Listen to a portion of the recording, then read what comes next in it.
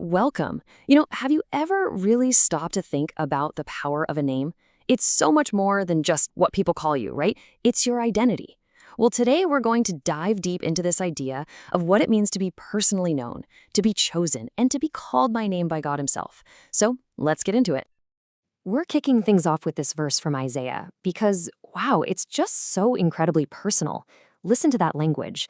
It's not some big general announcement to the world. It's a direct one-on-one statement. I have called you by name. This single line really sets the stage for everything we're about to explore. This idea of a relationship that is deeply personal and totally intentional. So that brings us to our first big idea, God's personal call. The whole point here is that in a world with billions and billions of people, you are not just a face in the crowd. Not at all. The idea is that you are seen, you're known as an individual with a name that God Himself knows. And get this personal call, it starts way earlier than you might think. It's not something that just clicks on when we become adults. According to this verse, this divine knowing, this naming, it happens from the womb.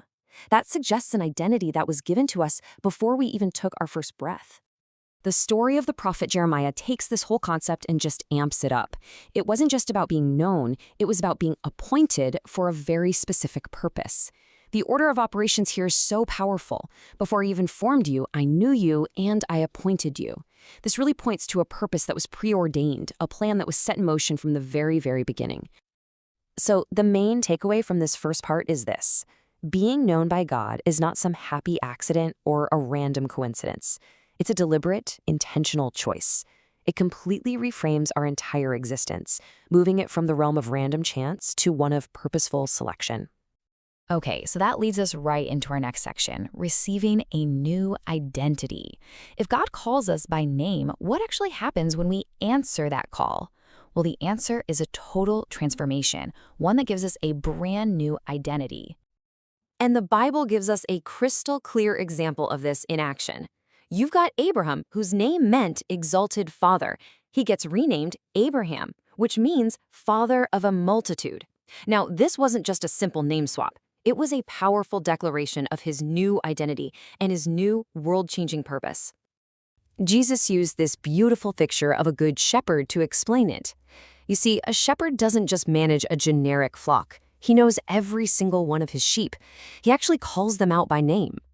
This shows us just how intimate and full of trust and guidance this relationship is. And the sheep? They don't follow just any voice, only the one they know and trust. Just think about the act of naming itself. Way back in Genesis, when Adam named the animals, it wasn't just for fun. It signified a relationship, a role of stewardship he had. In that exact same way, when God names us, it establishes a relationship and confirms the specific part we're meant to play in His plan. Now, this idea of a divine name has implications that go way beyond our life here on earth. Our next section, Name in Heaven's Book, is where we look at the eternal side of things, focusing on what the Bible calls the book of life. And this right here brings us to a super personal and pretty critical question. In the scriptures, the book of life is described as this heavenly record of everyone who belongs to God.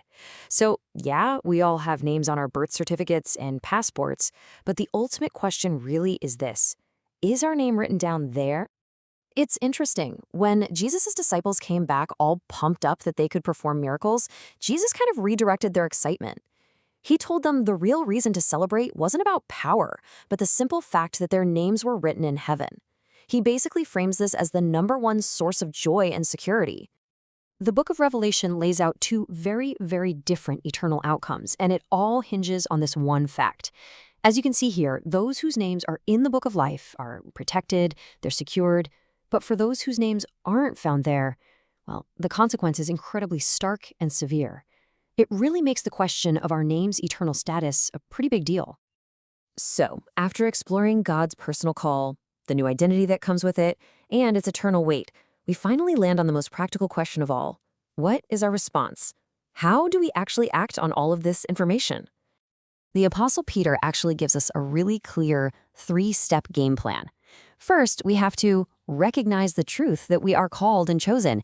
Second, we have to actively pursue it. We make a real effort to confirm that calling in our lives through our actions and our faith. And the result? It's a promise of spiritual stability, that we will never stumble. It's a call to make our calling and election absolutely sure. And so we're going to end with this one final thought for you to chew on.